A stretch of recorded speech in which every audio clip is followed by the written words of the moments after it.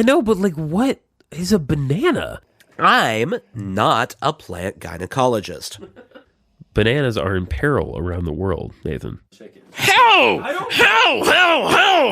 Does that spark joy for you now, motherfucker? Sushi Jackknife.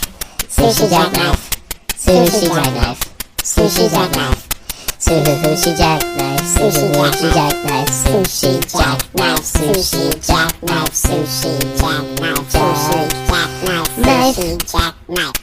Get ready. I'm in the mood. I don't... Come on now. Yeah. What's your stance on Sublime? The band Sublime? I don't dislike Sublime. Yeah. I feel like Sublime was before my time. Like... You're rhyming a little there. Yeah, I know. Be careful. Well, they because they blew up. Mid-90s? Probably? Yeah, and I wasn't really aware of them until, like, late high school when I was working in a Mexican restaurant. That makes sense. Definitely in college when there was a bar next to the said Mexican restaurant that had a karaoke machine. Or not karaoke, a jukebox. I love Santeria. I mean, it's Santeria. So I worked at a Mexican restaurant called Jose Peppers. Went to Buffalo Wild Wings next door. Yes. After work when I was in college. Because they did not card. Oh, really? So you... Oh. So I was like 19 over there with all of the people who could legally drink. And one of them would always go to the jukebox and just throw Sublime on. That's awesome. And Santeria... What's the other one that was really big? There's Santeria. There's What I Got. What I Got was even better. What I Got, yeah. It was... Sublime is one of those bands where everyone knew, like, 1/4 of the words of the song. That's true. Yeah. So it was always like, hey, got the Santeria, hey, got the crystal ball, Kevin Santa. Spent it all! Like, just a bunch of drunk people bellowing words at random. That's a great record. The story of it is even better. I'm probably going to get the details wrong, but I think that was like their... Well, he died before that record came out. Yeah. Right? Bradley Noel. Well, it was like was it their third? I think it was their third. And, I mean, they broke into a studio to record. Oh, really? Yeah. Like, they... Okay, well, now I appreciate it more. It may not have been that record. It may have been from one of their other ones, but they definitely did that at some point. And it sucks that he never got to, like, reap the benefits of the popularity. But that whole album is good. I mean, it's there are moments that are like a little weak, but overall I like it.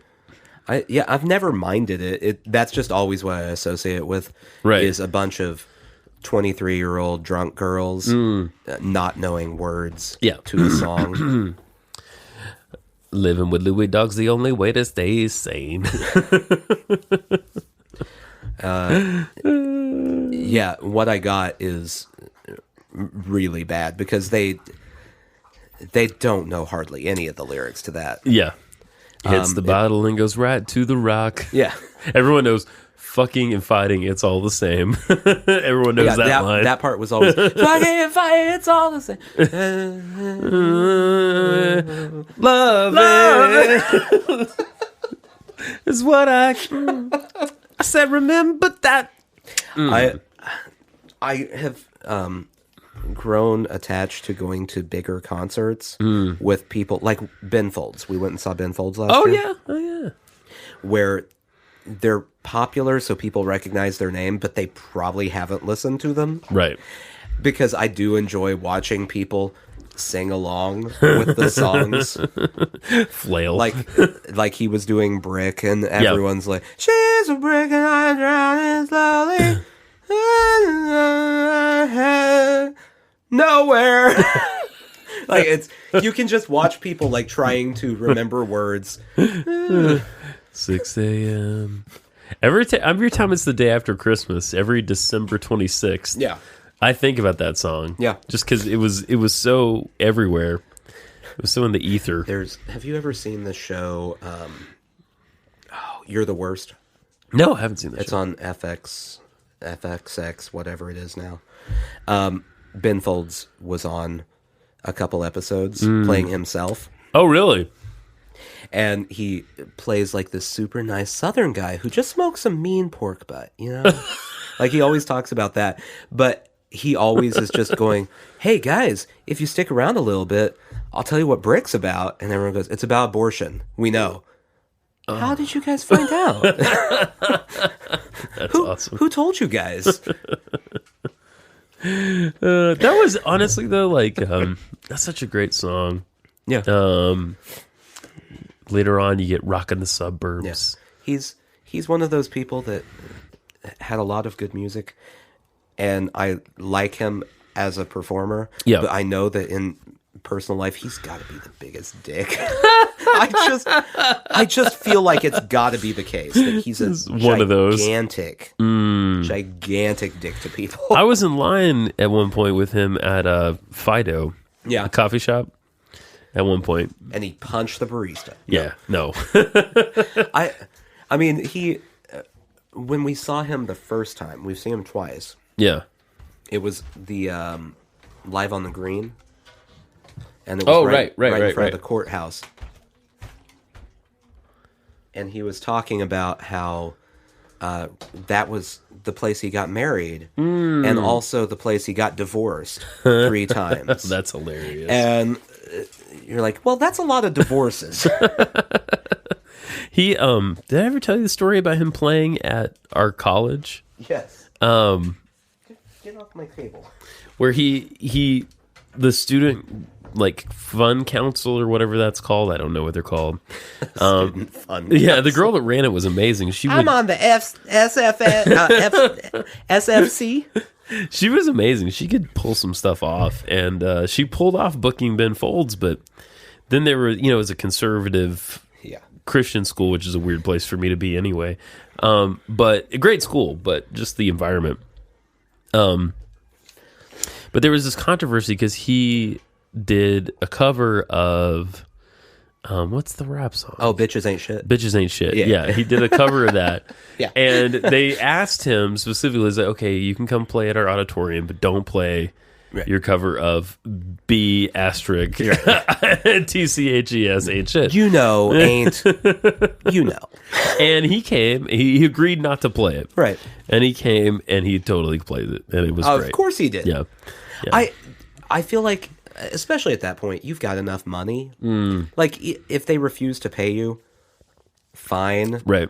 You told me not to, and it's gonna happen. Right. Sorry. Don't tell me what not to play after you book me. Right.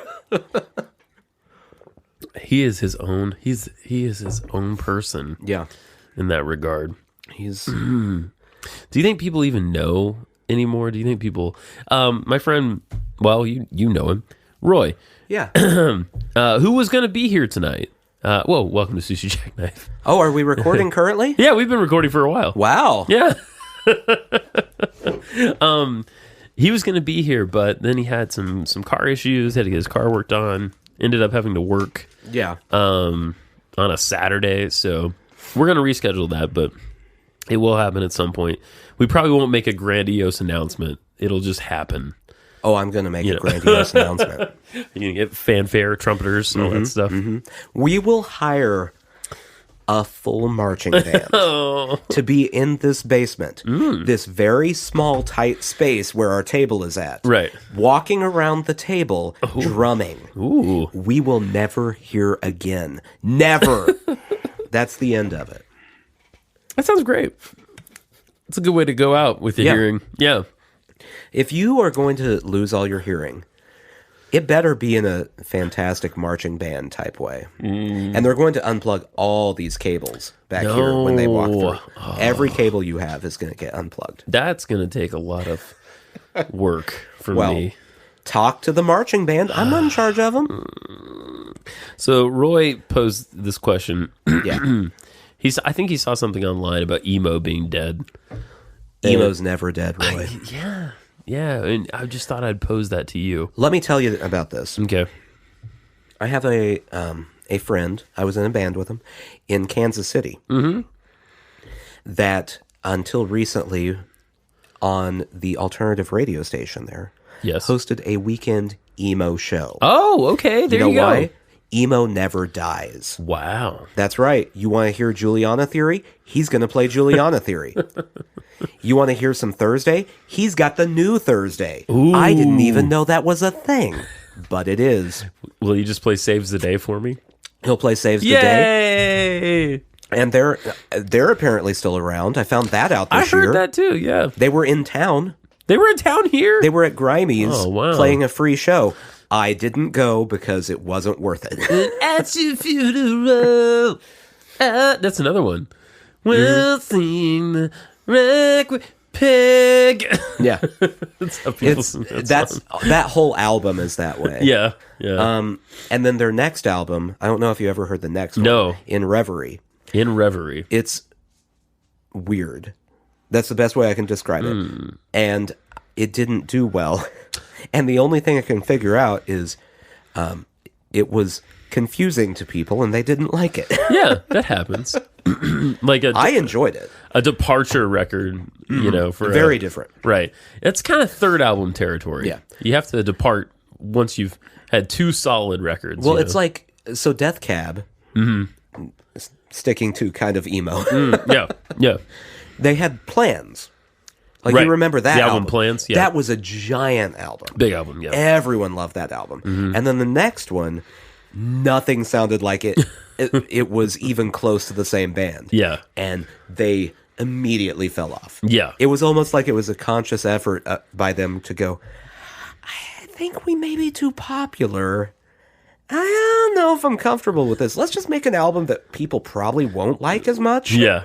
It's like squirmy. Our friend Brandon, our mutual friend Brandon, introduced me to this. The band Parquet Courts. Yeah. Who I like a lot. And have made a lot of solid albums. They also put out this EP. I think it's called Monastic Living. And there's one song you would call a song. Yeah. And then the rest of it is like, it's just kind of like Sonic Youth on a bad day. Like, it's just a lot of noise. But I'm so impressed that they did it, because it's like, well, they just seem like one of those bands. It's like, well, fuck it. Like, we're just going to do whatever we want. One of my favorite concert memories is with Death Cab. Because so the album afterwards, I don't know if you remember the single, what is it called? It's Soul Meets You Body? Gotta Spend Some Time, Love. Oh, yeah. That one? Yeah. So the radio single is like 3 minutes long. The album cut is like 10 minutes long. What? Because there is a huge build-up instrumental intro into the song. Okay. So, coming off Plans, they were very popular. Yeah. Especially with the, kind of hipster girl crowd. Yeah. Love Death Cab. But they don't really ever listen to full albums. Like, they're, the people who love a band but not enough to actually check out the band. Sure. They love the band when they show up on the radio or nowadays on Spotify. Right. Whatever it is. Right. Not just girls, but yeah. Well, no, but in this case, it was the girls. Like, mostly it was the girls who were really into them at that point. Sure. So there's a group of hipster girls in front of us watching them play this concert, and they've heard this song on the radio.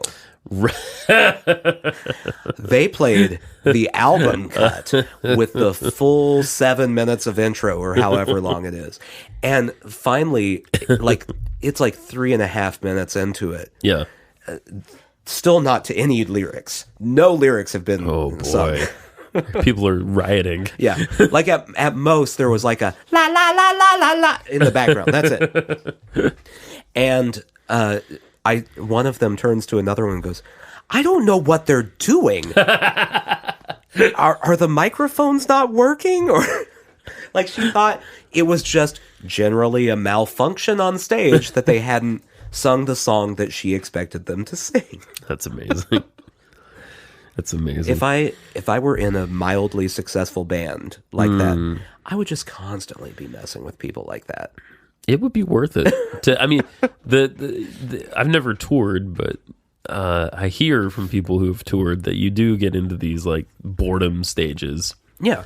Just because you got to keep things fresh. You got to keep things fresh. I mean, imagine, especially like bands that are older. Yeah. Like, imagine being the Rolling Stones at this point. Oh my gosh. You've played the same set, essentially. Yeah. For 30 years. Right. Like, you got to do something to mix it up at some point. Absolutely. How are they not messing with their audience every single time? I agree. I agree.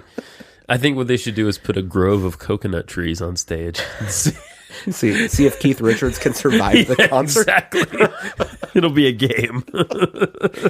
Just all of a sudden, the sound is a lot thinner. Right. And they look and Keith Richards is up the tree. Like, Keith, get down! Ah! I've got a lovely bunch of... Oh, man. What is it with English people and coconuts? They're obsessed with them. They love coconuts. They love coconut. It's probably the most tropical thing imaginable. British people don't love many things, is what I've learned. Like, when you look at traditional British cuisine and stuff... Yeah. You look at it and most of the time go, that's sad. It's meat, potatoes. Yeah. What do you have for breakfast? Baked beans? Okay. Well, that makes sense. Just eat your sad beans, British people. Coconuts are the opposite of that. That's why they love them. That's true. Coconuts bring joy. All British people love coconuts. Established. It's a fact. It's a fact. Even if they have an allergy, they'll deal. That they will power through that allergy. So we could reconquer the island with just a ship full of coconut pies. Just take away all of their EpiPens and give them the coconut pies. So I finished reading this book. I don't know if I've talked to you about this at all. You might. I don't know if you would like this book. I think you might. Ian Fleming, the guy that wrote all the James Bond books, did this travel book. Have I talked to you about this? No. Okay. He did this travel book at one point. It's called Thrilling Cities. And it was originally a series of articles for the Sunday Times in London. And they gave him money to basically travel around the world and write about all these different cities. Which, by the way, if anyone listening would love to give me money to go around and I'll podcast about random cities, I'm all for it. It doesn't even have to be worldwide. Give me money to regionally travel. Yeah, I would do that too. That would be a blast. I'd love to do that. I'm in Clarksville, Tennessee. Let me tell you about this. Maybe we could branch out into some kind of thing like that at some point. We've talked about doing things like that before. Remember that, God, what was it, Nathan? There was some like mystical object in East Tennessee where we're gonna supposedly, I should say, mystical object, like some well or something that we were gonna go visit at one point. I don't. Do you remember talking about? Vaguely. It's been a while. We need to do it. We need to just do something ridiculous. I agree. We do well with ridiculous. See, I do need to, for anyone who hasn't listened long enough to know this, mysticism. Yeah. According to me, is a bunch of hooey. Right. So I would like to visit it so I can point and laugh at all of the fools. And, yeah. Sure. So, Thrilling Cities, he goes from Hong Kong to Macau. Okay. To, oh gosh, where's he go next? I think maybe Japan. He goes to Tokyo. Then Hawaii. Then, Las Vegas, LA, that's in one go. New York, Chicago, and then he goes to Europe, to different parts of Germany and stuff. Right. And he's, if you don't know anything about Ian Fleming, I like his writing, but he's a bastard. And that's kind of one of his things. That's kind of one of his things. Like he didn't have much respect for, I mean, part of it's the times. Yeah. That he lived in, but part of it's just him. You know how you see old James Bond movies and you go, wow, that he's not like huge into women. Right. Like he doesn't respect women a lot. Right. That came from somewhere. Right. That's a big part of it. That, people of other races and nationalities and things. He's just not very into any of it. So some of his things were great. Like, not very woke. Not very woke. And he wrote this in the like late 50s to early 60s. Like this is when he was going around. So he loved all the places he could like seriously gamble, like Hong Kong and Macau. Love those places. You know, the places where like human slavery like definitely exists. You know, not that it doesn't exist here, but you know what I'm saying. It's a little more obvious. Say. Right. Something where like you can just walk down the street and go, human slavery. Right. Neat. Right okay. there. Yeah. Okay. I can buy this person. He also is obsessed with gangsters. So when he's in Chicago, it's all about gangsters. Well, I get that. Yeah. I've read way too much mafia stuff. Oh, interesting. Yeah, I just, you know, I got it. I got to know. My favorite line in the whole book, though, is when he goes to New York City. And the opening line of that piece is, I enjoyed New York least of all. I think it was a very different place than now. Well, when would this have been? Like I say, late 50s, early 60s, yeah. So that would be, I mean, what everyone talks about, like the 70s being like the rolling blackouts and the sanitation worker strikes and everything. Like that was when it was the very bottom. Right. So this was on the descent. It's on the way down. Right. Berlin was maybe one of the most fascinating ones, though, because I didn't know this, but after World War II, and of course Fleming was a Navy intelligence officer. Oh, really? For the British in World War II. Interesting. And he his job was to like come up with schemes and plans of missions and things like that. So he would put together, you know, like a battle plan, basically, or an infiltration plan. So in Berlin, he has a moment because he's talking about how, you know, I mean, obviously that was the seat of Hitler's power, right? Right. Berlin was the capital. And how much they bombed England, which was like decimated during World War II. And how much the English retaliated specifically on Berlin, right? And so right after the war, they pushed all the piles of rubble together in Berlin and piled them up into these big mounds, and they refer to those as Hitler's collected works, which I thought was great. And there's layers to that joke, right? Yeah. Because he was a failed artist. Right. You know, he fucked, you know, he was an evil person, he fucked everything up. And so all this rubble. I like it. Yeah. I mean, just that was really great. I loved that.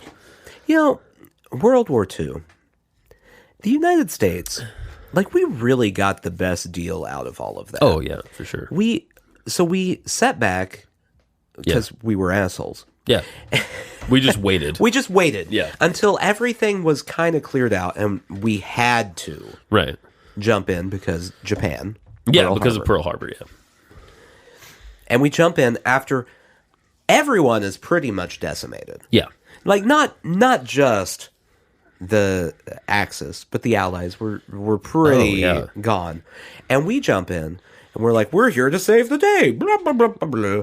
And so really, the way we tell the story, we get all the credit for it. Yes. With no damage, hardly. Exactly. We have Pearl Harbor, and that's literally it. Right.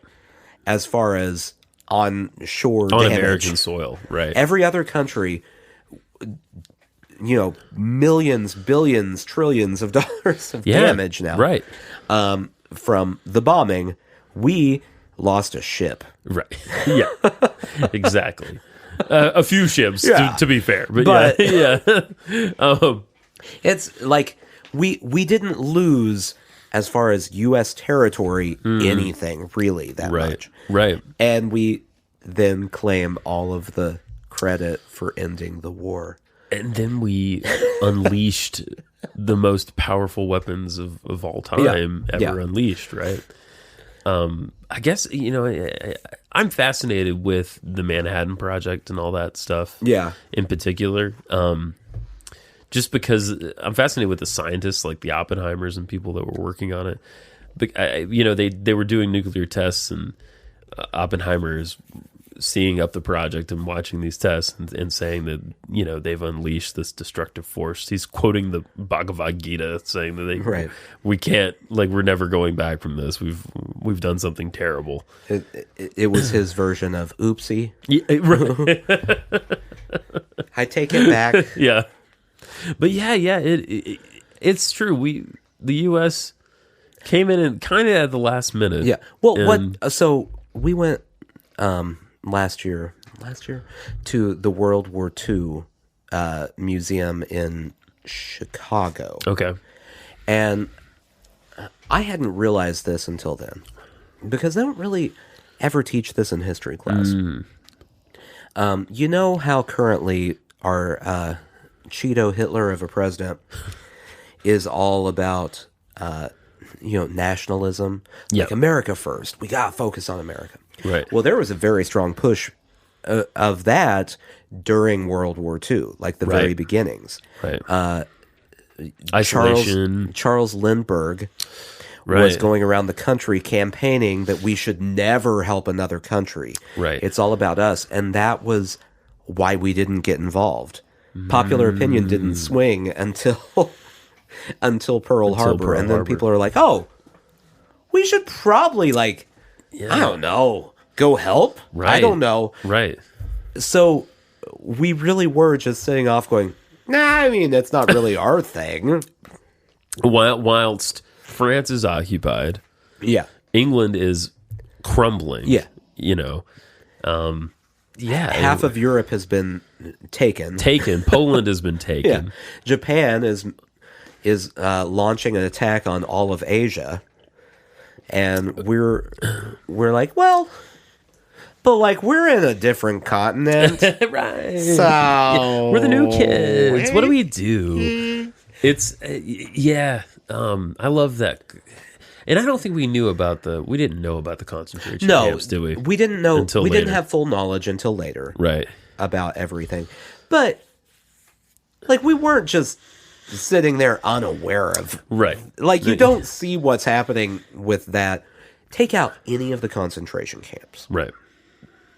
You see a country invading all the other countries. Right. You don't sit there and go, I mean, they're probably fine. Right. And I bet they're cool. I bet, there's a fine. They practically wanted to be invaded. Yeah. I'm pretty sure Poland just said, "Hey, come on over, guys.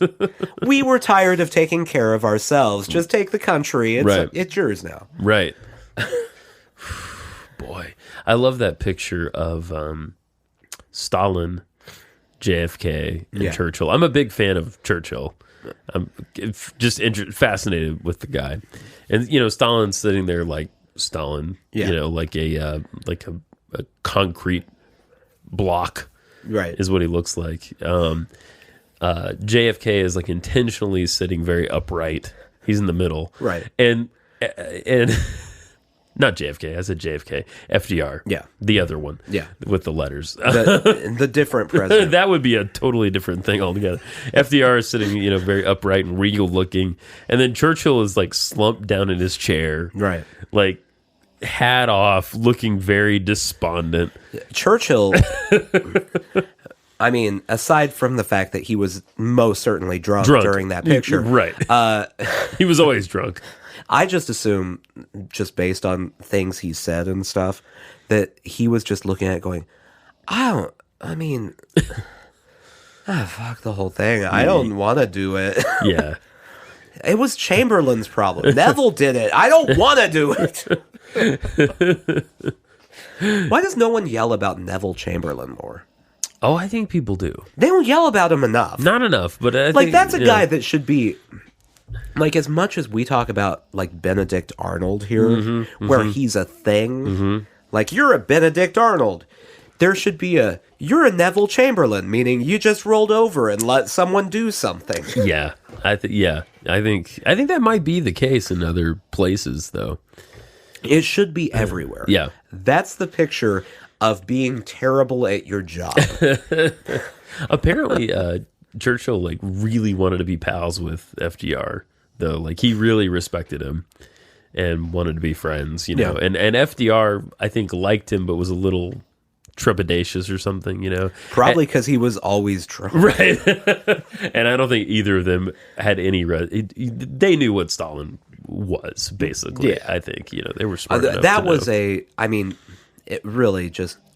It had to happen. Yeah, right. Yeah, that was a what do they call it? Like a necessary alliance for the time. Yeah. Right. I mean, we were allied with them, and then World War II ended, and almost immediately we're like, okay, we don't like you. Yeah. Get out of here. Get out of here. Well, that was the other thing, too, about this book is East and West Germany. He talks about the contrast between the two and how stark, you know, it really is. Very interesting stuff. So a book, if you can, I'll say it this way, if you can get past the sexism and racism and anti-Semitism, it's a great book. And I would recommend it. It was in the travel section at travel writing section at McKay's for a quarter. A quarter? It was the best quarter. No, 75 cents. That's 3 times as much as you said it was originally, and Sorry, I'm upset about this. Still not very much. What can you get for 75 cents anymore? I don't even know if you can get a gumball anymore for 75 cents. I don't know where you buy a gumball. Like, where would you go buy a gumball? I never see a gumball machine anymore. You don't see them as much. It's true. No. It's true. I'm going to have to do some research on this just because I'm curious. Yeah. You could take your 75 cents and go to one of those bulk candy stores and get like 2 gummy items. Oh, yeah. Right. I want these 2 gummy worms, please. 75 cents. Thank you. You know what also has kind of gone by the wayside?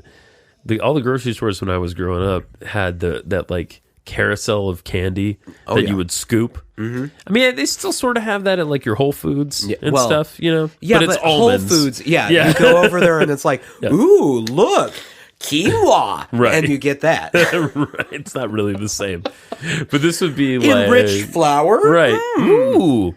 But you could get a scoop of gumballs. You could get like licorice. You could get all the old fashioned candy. I think Whole Foods the last time I was there and just perusing, being annoyed by prices like I do. They in the bulk section, I noticed they have all their grains. Yeah. They have fancy salts.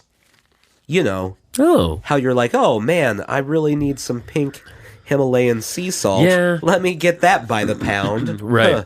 Had all that stuff. And then like bottom row on the far right, there were like 3 things of candy. Ooh. It was like the special treat. Like if you can make it through the banana chips and just keep going down, there's some gummy bears somewhere here for you. Banana chips are one of those things that if you walked up to my house and handed me a pound of banana chips, they'd be gone in less than 24 hours. Oh, see, I'll just eat them and eat them and eat them. If you handed... So, plantain chips I like. Okay. Banana chips, I don't know what it is about them. Not a fan. Mm-hmm. I don't know if it's the sweetness or what. They're just not my thing. Plantain chips, I'm all over. I've had those too. I will eat plantain chips. They're more savory though. Yeah. Well, I want a savory chip. I don't want a sweet chip. Okay. Sweet? No. I tried to make like the plantains in the skillet, you know, and I don't know what I did. They tasted really bad. I'm afraid to try anything with plantains. I know my limitations cooking. Okay. I'm willing to be adventurous. I'll try cooking a lot of things. Like for a while, one of our goals at my house, and I finally did it, was to go buy a whole fish and fillet it. Oh, and cook it. Yeah. And I did that. Turned out fine. Oh, good. I was very pleased. Congratulations. With it. Like I'll try new things I've never done. Yeah. I know if I buy a plantain, I am going to screw up anything I try with that plantain. Yeah. Unless unless our goal with the plantain is to eat that plantain raw, right? I'm not going to do it right. They have like a potato-y kind of flavor to them. Have you ever had a raw one? Like, are they soft? Yeah, they're a little stiffer than a banana, I would say. So my child is super into bananas. Okay. Like, today he got mad because I wouldn't give him a second banana. Ooh. That's too many bananas. I don't want 2 bananas. I want a single banana if I'm having a banana, and I'm done. He's 2. He shouldn't want multiple bananas. I should start buying plantains also. And if he asks for a second banana, give him a plantain and see what happens. You're going to have a very unhappy child. He's going to know that he's going to take a bite. It's like getting... It's like thinking you got a Coke from the fountain, but you got tea. Yeah. And the reaction that your brain has. It would be something that's brought up to his therapist years down the line. Yeah. I mean, really, if that's the worst thing he brings up to his therapist, I did my job. You could hurt someone with a plantain, physically. I mean, a banana. Yeah. I don't think you can hurt someone with a banana. They give way pretty easily, right? But a plantain's they're firm. It's got a backbone to it. I feel like you almost need to fillet the plantain. There's some sort of stiffness in there. I'm not going to ever mess with a plantain. What sort of fruit is that anyway? It's in the banana family. I know, but like, what is a banana? It's strange to think about. Yeah, like apples. Oranges, peaches are all kind of the same. I mean, they taste different, but they are stone. Well, I guess an orange isn't, but they all grow from a tree and hang there. Well, you'll like this. And are round. Yes, a banana is botanically a berry. What? It's botanically a berry. That's weird. What else can you tell me about bananas? It's produced by several large flowering plants. Blah blah blah blah blah. It's starch. I mean, that's really the gist of it. There are 4 different banana cultivators. Huh. So that's interesting. Del Monte. Now, what is the definition of a berry? Because that's going to hurt my head. It's a fleshy fruit without a stone produced from a single flower containing 1 ovary. So it's a very general...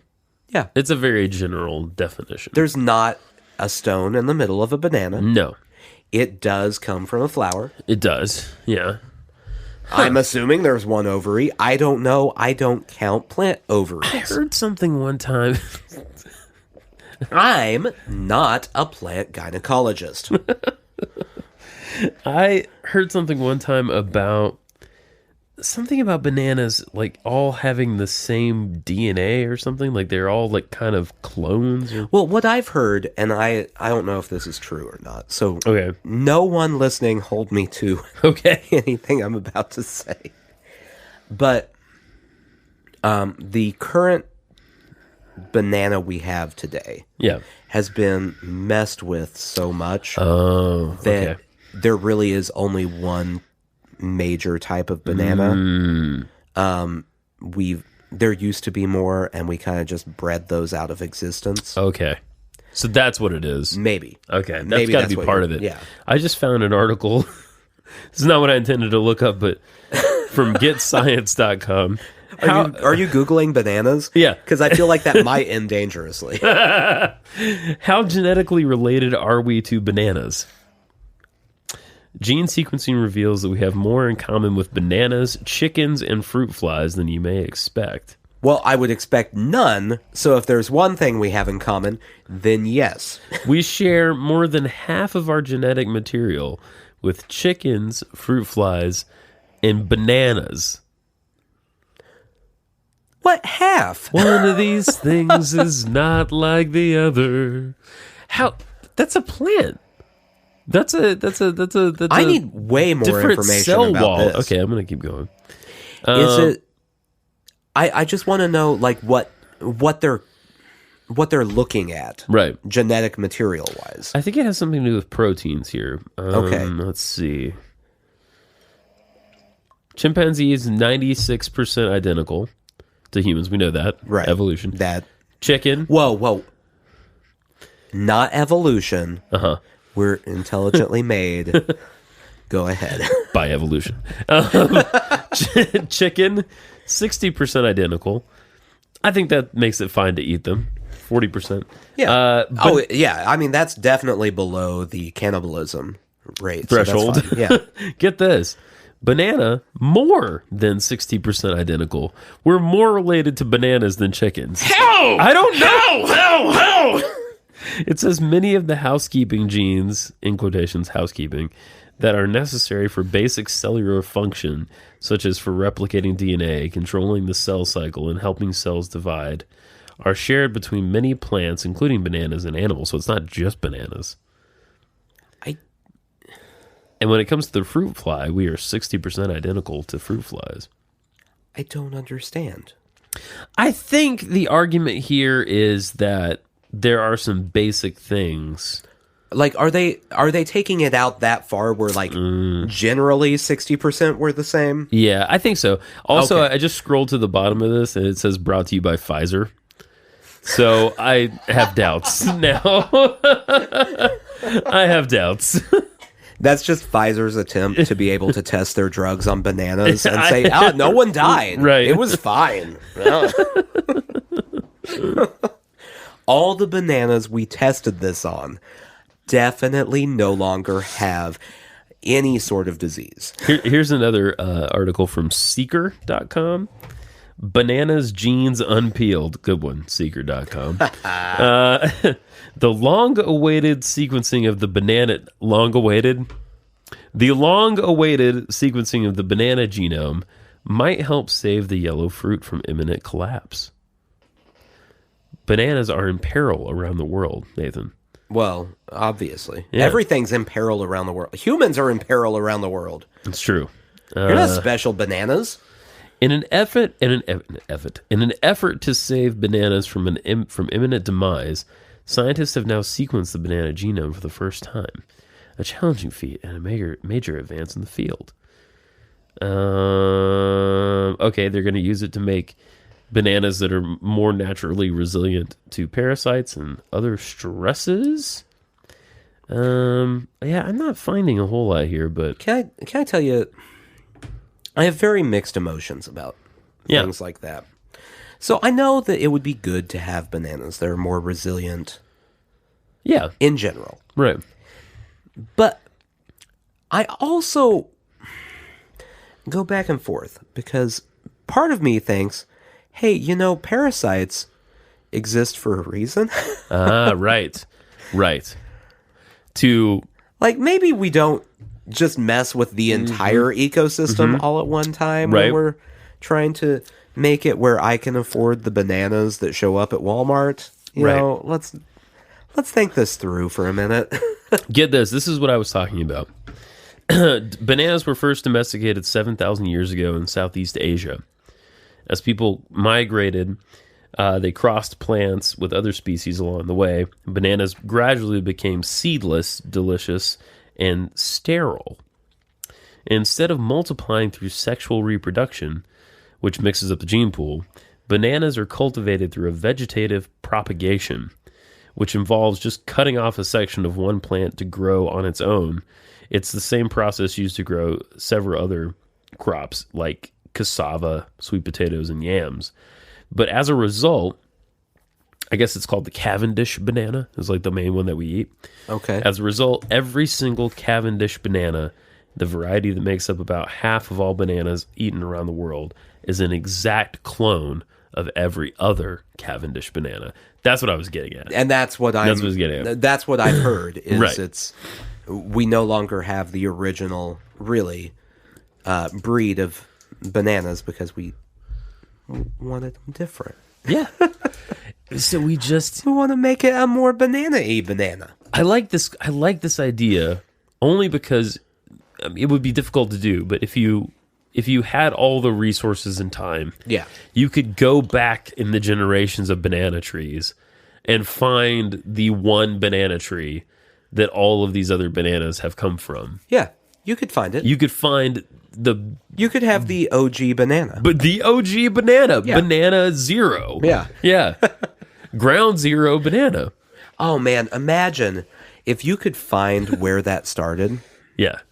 and just get bananas straight from there, how much more you could sell them for, even though they're the exact same thing. Yes. You know, there'd be hipsters going, oh, I know this banana was $15. This one banana. This one banana was $15. But man, this is the original banana. This is the OG banana. This is... No one's messed with this one. This is the one that it came from. Right. How long until we get like heirloom variety? But I mean, could we even do it at this point? I don't know. Like, have we bred everything else out of existence? We should just let the Earth. I know. Go. Take us. Really. Yes. It wins. Like we've tried to beat it. Yeah. It wins. It wins. Let's just go extinct. It's always gonna win. Yeah. No more humans. This is a pessimistic thought. Yeah. But I sort of am waiting for the disease to pop up that takes a bunch of people out. Oh, it's gonna happen. You're waiting of people out. You're waiting for the I Am Legend disease The I to Am show up. Legend. I'm honestly waiting for, what was the movie with Mark Wahlberg that everyone thought was dumb? The plants were attacking. Oh, The Happening. it's the M Night. Yeah, the M Night Shyamalan. I'm movie, waiting for the Happening scenario. Except, we're not going to get killed by Ivy, Right. But like some by our own bravado. Yes. But we are. I do wonder if the planet has some. Not to sound too mystical here, but if the planet has some sense, the ecosystem. Yeah. Not the planet, because the planet is just rock. Right. Right. But the life on the exterior of the planet has some meta sense that we're fucking everything up. Right. Well, I mean, You know? let's say that evolution is real. I know it's a stretch. Oh man, imagine if I really believe that. Yeah. Let's say evolution is real. Yeah. The way we do things, just looking at Darwinian Yeah. theory, Right. like we are essentially going, yeah, no, we're just going to wipe out ourselves here. Like we're just using everything that we could possibly need as quickly Yes. as possible. Yes. And just making everything as unlivable as it can be. Yes. What is it a human needs? They need a temperate climate. They need clean water. They need food. Let's get rid of all of those things. Right. And just go crazy. Yeah. No, it's true. I mean, But to be fair, most of the people who are okay with getting rid of those things also don't believe Darwin. So that's true. Yeah. Yeah. My argument doesn't hold a lot of weight with them. These are the same people who, when it gets really bad, they just plan to jump off the edge of the world. Yeah. Yeah. They're the people who look outside when there's a blizzard in Las Vegas and go, oh, looks like global warming would have been nice right now. By the way, here in Nashville, it's been raining for 2 weeks. Yeah. I mean, it's... My phone has let me know about flood warnings 4 times in the last 2 days. Yes. So that's fun. We haven't had, as far as I know, we haven't had a major flood yet in town this year. 2010 was the last major, and it did a lot of damage here. I live on a hill. I'm okay. As do I. But, you know, sadly, this basement would fill with water first. Yeah. So that would be Yeah, hard. and you've got a lot of There's a lot of junk down here. things. Yeah, including that guy. What are you doing? Why are you still here? Oh, he's definitely going to drown. Yeah. Yeah. Yeah, if you have a flood coming into your basement, Yeah. I'm just imagining the levels of panic as you try to move the things that would be damaged. My precious items. Yeah. Yeah. It's Like I see a guitar case over here. Uh-huh. You got a lot of electronic equipment. true. My kids' artwork. Yeah. Like there's so many things. What am I going to grab first? The electronic Yeah, equipment, definitely. obviously. Yeah. Yeah. The kid can make more artwork. He can make more it's artwork. fine. Whatever. It would help me clear the space out, though, because there's a lot of things I'm just not dealing with down here. You know, on Netflix, there's the Marie Kondo. Yeah. That's her extreme version. If people don't listen to her idea, she just floods their house. Yeah. That nice translator woman that's with her all the time. The translator is standing off to the side going, does that spark joy for you now, motherfucker? Huh? I mean, I resist making fun of the people on that show. Not her. She's great. Yeah. And her translator. But the people's houses they go to. Because if she came to my house, it would be such a process for me. It would be so difficult. You would be touching everything going, nope, joy. Yeah. Lot of joy here. Right. Oh, all the joy. There was a guy in one we watched that he was super nostalgic about. They had bought this house, but it was the mailbox that was there when they moved in, which they changed immediately. Right. Because it was an ugly little mailbox. Right. But he was nostalgic about it because it was the mailbox that was there when they moved in. That's a dumb thing to be nostalgic about. I agree. I understand the feeling there. Yeah. I do. But at the same time, it's like, no, man, you got to let that go. See, there needs to be an additional show where there's a tougher person that comes through and it says, does that spark joy? Yeah. And if they say yes, they just smack them and then move on. Right. The only episode I've watched of it, I wasn't paying full attention. I'll be honest, I don't care. I know. I don't care about these shows. I know. But it was a couple, naturally. Yes. And she had the wife going through her clothes, finding what sparked joy. And then the husband went into his other room where he had a closet because she had taken up the full closet and was going through things that sparked joy. Right. And he found a t-shirt and he was like, oh, now this one definitely does. And from the other room, the wife goes, are you sure? And I started to think that's where the system breaks down there. Yeah. It doesn't work if other people are deciding your choice. That's correct. You have to invest you have fully to in the isolate process. spouses Yes. for this to work. I agree. What if clothing is fine. Sure. But what about joint items? Do you have to do a 2-layer? Yeah. Really, wouldn't it be best to have a blind double spark joy test? Yeah. Kind of like a Tinder type of situation where you just go through and you swipe, and if both of you swiped, you get to keep the item, and if only one of you swiped, it's gone. Yeah, this would work out great with people who have lots of kids. Yeah. You just... Well, we're keeping 3 out of 4, so it was successful. And Marie Kondo just smiles her nice smile. Yes, very nice smile. She seems like a genuinely nice person. Yes. I have to wonder if she is routinely shocked by how we live I'm sure. in this country. Because I know that space is hard to come by in Japan. Yeah. They have tiny houses because they have to. Yeah. It's not a choice. It's a necessity. Right. Yeah. They build up, not out. Right. And I think probably if you looked at, there has to be some measurement that says, in this country, people on average have this much space. Oh, I'm sure there is. And it's got to be way smaller than what we have. But yeah, she does a good job of holding it together because, she must be a very neat and tidy person with a lot of open space in her house. And some of these places they go to, it's like, wow. Well, and you go in there and you start looking at the stuff, and it's just a bunch of garbage. I have the same. We all do. Everyone does. Yeah, but I'm watching it, judging all the people. You know that the organizational expert is definitely judging everyone. She may be nice, but she's still looking at it, going, "Oh, what is why?" Why on all of this? Oh, yeah. Kudos to the editors on that show that just edit out her disgust. There are so many shots of her just, sneering at piles of garbage. No, she seems very intentional. She seems very enlightened about the whole project.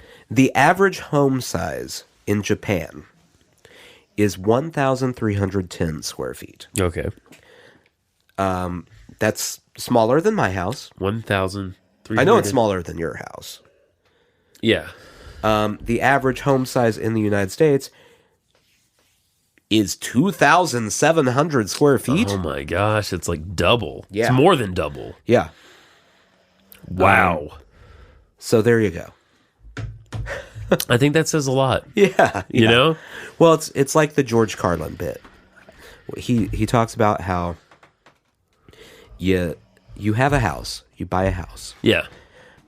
But that house has a lot of space, so then you go and you buy a bunch of crap to put in the house, but you buy too much crap. So then you have to buy a bigger house, and then you buy more crap to fill all that, and on and on and on, until eventually you die, and then someone has to go through all of your crap in your house. The circle of life. That's terrible. Going through other people's stuff. Yeah. And deciding what to do with all of it, especially if you are responsible. Like Right. if you say care enough to recycle or give things to Goodwill, or some things need to go to Aunt Flo and Right. other thing, Uncle Give Methuselah's gonna all want. the tchotchkes to whoever. That'll keep her busy for a while. Yeah. If you're responsible about it, it's such a burden to. I had I guess she's my great aunt. I don't know what relations are, but a relative who died when I was a kid. Yeah. And she left one of my other relatives, who is one of the single most responsible human beings I've ever met, Wow. in charge of her belongings. And this is a very firm memory in my childhood. Like, maybe I was 8 or 9. We went in after the funeral, and she had shelves. She had brought in shelves and organized all of the items with, like, if you go to a garage sale, there'll be like the colored the little round dots. stickers. Yeah.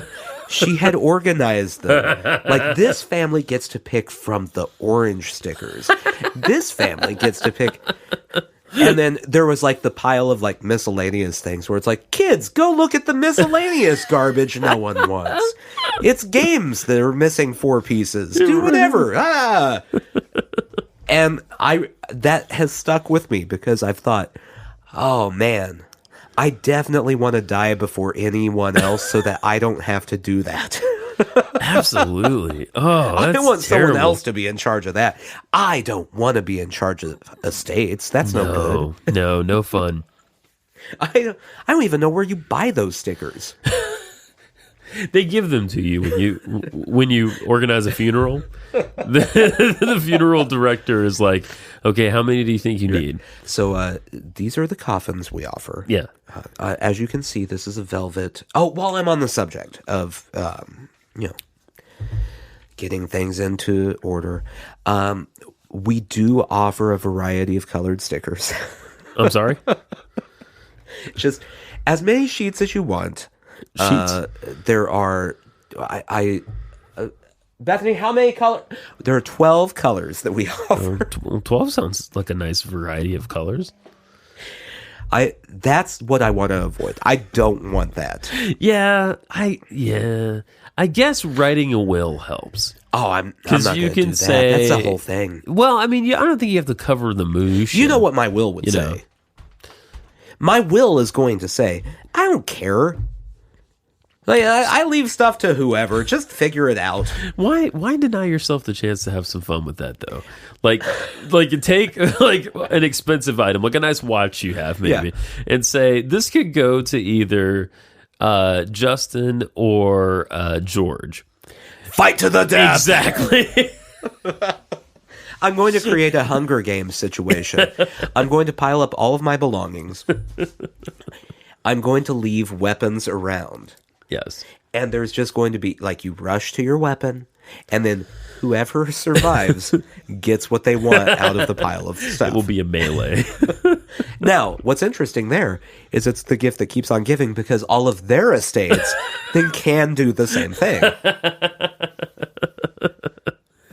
And your son is just going to be standing there cradling a bunch of bananas and eating as many He's just going as to eat he a banana wants. and watching Elmo. He doesn't care about any of this.